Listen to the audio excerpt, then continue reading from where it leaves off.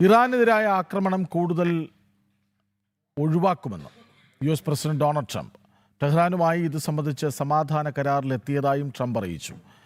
Hormuz കടലിടുക്ക് അടിയന്തരമായി പൂർണ്ണമായി തുറക്കണമെന്നും ഇറാന്റെ ആണവ ഭീഷണി അവസാനിപ്പിക്കണമെന്നുമുള്ള ധാരണയിലാണ് സമാധാന കരാറെന്നും ട്രംപ് സാമൂഹ്യ മാധ്യമത്തിൽ കുറിച്ചു. നീക്കത്തിന് ഇസ്രയേലിന്റെ പിന്തുണയുണ്ടെന്നും US പ്രസിഡന്റ് അവകാശപ്പെട്ടു. വിവരങ്ങളുമായി ഐസൻ ജോസഫ് ചേരുന്നു. ഐസൻ, ഇത് കുറേ കേട്ടതാണ്, നമ്മൾ കേട്ടിട്ടുണ്ടെന്ന് സിനിമയിൽ പറയുന്ന പോലെ ഒരുപാട് നമ്മൾ കേട്ടതാണ്.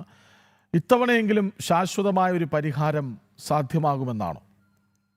കൃഷ്ണരാജ്, അശ്വതി, ഇത്തവണ ശാശ്വത സമാധാനം സാധ്യമാകുമോ എന്നത് കാത്തിരുന്ന് തന്നെ കാണേണ്ടതാണ്. നേരത്തെ നമുക്കറിയാവുന്നതായിരുന്നു. ഇന്ന് രാവിലെ, അതായത് ഇന്ന് പുലർച്ചെയൊക്കെ വന്ന വാർത്തകളുടെ അടിസ്ഥാനത്തിൽ വളരെ കൃത്യമായൊരു നിലപാടായിരുന്നു ട്രംപിൻ്റെ ഭാഗത്തു നിന്നുണ്ടായിരുന്നത്. അതിൽ അദ്ദേഹം പറഞ്ഞത് പശ്ചിമേഷ്യൻ രാജ്യങ്ങളിലെ പൗരന്മാരോടൊക്കെ തിരിച്ചു വരാനുള്ള ഒരു നിർദ്ദേശം വ്യോമാക്രമണത്തിനുള്ള സാധ്യതയുണ്ട് എന്നായിരുന്നു.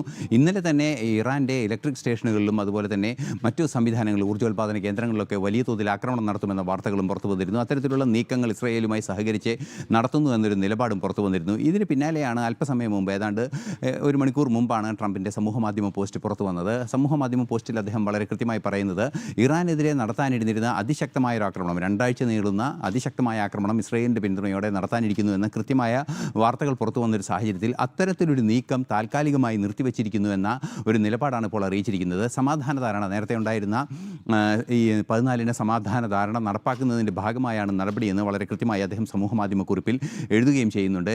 നീട്ടിവെച്ചു എന്ന് കൃത്യമായി പറയുമ്പോഴും തുടർ നടപടികൾക്ക് ചില മാനദണ്ഡങ്ങൾ അദ്ദേഹം കൃത്യമായി മുന്നോട്ട് വയ്ക്കുന്നുണ്ട്. അതിൽ ഹോർമൂസ് പൂർണ്ണമായും തുറക്കുക, ആണവ സംവിധാനങ്ങളെല്ലാം തന്നെ ഇല്ലാതാക്കുക എന്ന കൃത്യമായ നിലപാട് തന്നെയാണ് അദ്ദേഹം മുന്നോട്ട് വെച്ചത്. മറ്റൊരു നിർണായക ഘടകം, ഈ നീക്കത്തിനും, അതായത് ആക്രമണങ്ങൾ നിർത്തിവെച്ച നിലപാടിനും ഇസ്രയേലിൻ്റെ പിന്തുണയുണ്ട് എന്നാണ്.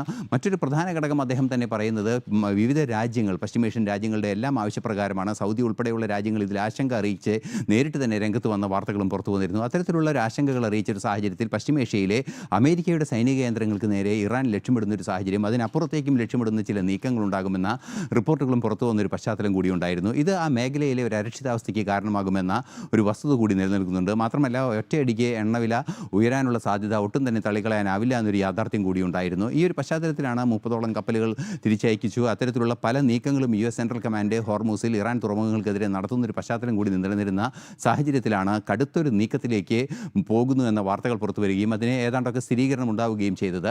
അതിന് പിന്നാലെയാണ് ഇപ്പോൾ ട്രംപിൻ്റെ സമൂഹമാധ്യമ പോസ്റ്റ് പുറത്തു വന്നിരിക്കുന്നത്. അത്തരത്തിലുള്ള അതിശക്തമായ ഒരു ആക്രമണം, 2 ആഴ്ചയോളം നീണ്ടു നിൽക്കുന്ന അതിശക്തമായ ഒരു ആക്രമണത്തിനെ താൽക്കാലികമായ ആക്രമണം നീട്ടിവെച്ചിരിക്കുന്നു. ടെഹ്റാനുമായി ഇതുമായി ബന്ധപ്പെട്ട ചർച്ചകൾ തുടരുമെന്ന നിലപാട് തന്നെയാണ് ട്രംപ് ഇപ്പോൾ അറിയിച്ചിരിക്കുന്നത്.